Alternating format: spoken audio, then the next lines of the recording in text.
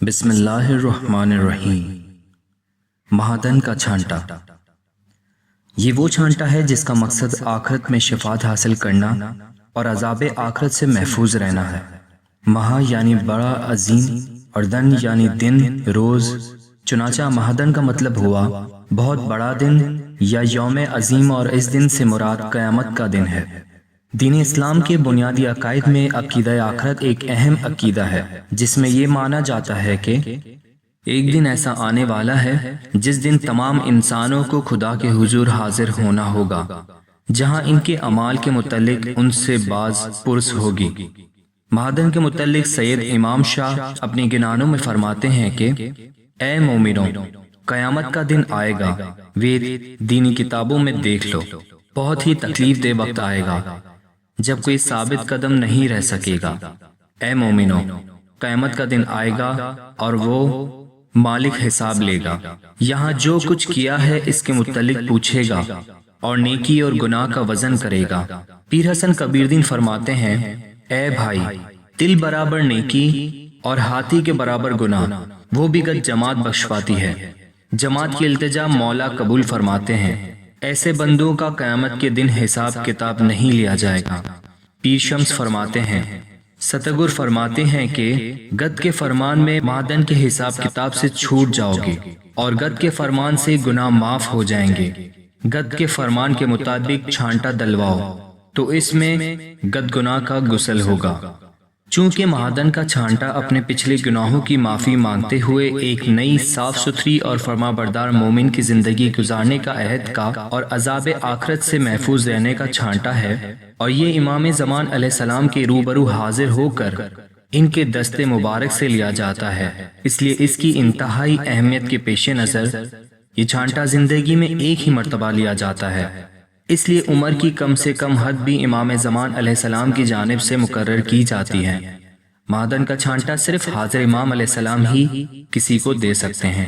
البتہ علامتی طور پر میت پر یہ چھانٹا ڈالنے کا اختیار مکھی کامریہ صاحبان کو دیا گیا ہے، چونکہ یہ توبہ زندگی کی اہم ترین توبہ ہے۔ اس لیے مومن کو اپنے عزم میں اس حد تک پختہ ہونا چاہیے کہ پھر سے گناہ کا ارتکاب تو کیا اس کا تصور بھی اس کے ذہن میں نہیں آنا چاہیے۔ توبہ اور چھانٹے کے متعلق فرامین مبارک۔ حضرت امام سلطان محمد شاہ صلوات اللہ علیہ نے فرمایا کہ جو لوگ جماعت خانے نہیں گئے ہوں گے اور عبادت نہیں کی ہوگی، لیکن بعد میں اگر توبہ کی ہوگی اور پھر عبادت کی ہوگی اور جماعت خانے میں گئے ہوں گے، ایسے لوگوں کو نجات ملے گی۔ جس نے مال واجبات نہیں دیا ہوگا لیکن بعد میں توبہ کر کے مال واجبات دیا ہوگا، ان لوگوں کو بھی نجات ہوگی۔ وہ توبہ بہت دشوار ہے جس توبہ کے بعد پھر ایسا کام نہ کرے، کسی کو بری نظر سے نہ دیکھے۔ خداوند عالمین کو انسان کی روح بہت پیاری ہے، اس لیے اس روح کی نجات کے لیے توبہ کرنی چاہیے۔ انسان کی عقل جب درست ہو اس وقت توبہ کرے تو قبول ہوتی ہے، بعد میں توبہ کرے تو قبول نہیں ہوتی۔ توبہ کرے اور نیک راستے پر چلے تو بہشت میں جائے گا، توبہ کرے تو خدا سب کی توبہ قبول کرتا ہے۔ آپ میں سے کئی لوگ ایسے ہیں جو کہتے ہیں کہ گناہ معاف کریں، اس طرح گناہ معاف نہیں ہوتے۔ غلطی سے مال واجبات کھا گیا ہو تو چھانٹا دلوانے سے معاف ہونا ہے، لیکن مومن کا گناہ کریں تو معاف نہیں ہوگا۔ جماعت خانے میں آ کر توبہ کرے، بندگی کرے، شب بیداری کرے، تسبیح پڑھے، عبادت کرے، اس وقت خداوند تعالیٰ گناہ معاف کرتا ہے۔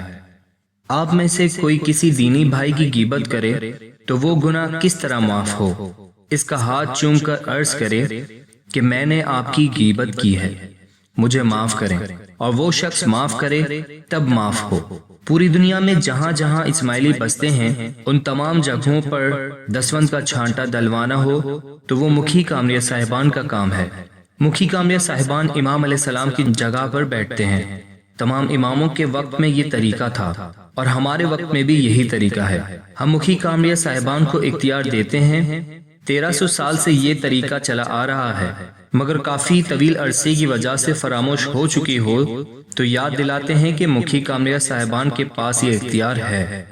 اسی طرح موت کے وقت مکھی کامریہ صاحبان جو چھانٹا ڈالتے ہیں وہ ہمارے ہاتھ سے ڈالا گیا ایسا سمجھنا۔